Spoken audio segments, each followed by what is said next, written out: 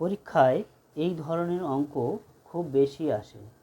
এখানে দেওয়া আছে প্রথম 20টি জোড় সংখ্যার সমষ্টি কত সেটা বের করতে বলেছে।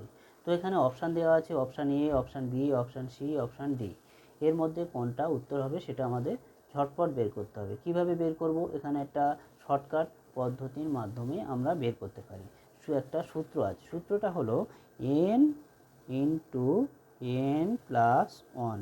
এই সূত্রের মাধ্যমে আমরা বের করব। কিভাবে বের করব? না, n মানে এখানে 20, তাহলে 20 বসিয়ে দিলাম, আর n এর জায়গায় 20 প্লাস 1। এখানে ফটাফট অ্যান্সার কত হবে? 20 ইন্টু 21 সমান সমান 420। অতএব অপশান ডি হচ্ছে কারেক্ট অ্যান্সার। যদি এখানে বলা হতো 21টি জোড় সংখ্যার সমষ্টি কত, তাহলে আমরা এখানে কীভাবে বের করতাম? সবগুলো এনের জায়গায় মান বসিয়ে দিয়ে যেটা অ্যান্সার হতো সেটা সেইভাবে বের করে দিতাম। কি বুঝতে পারলে তো সবাই?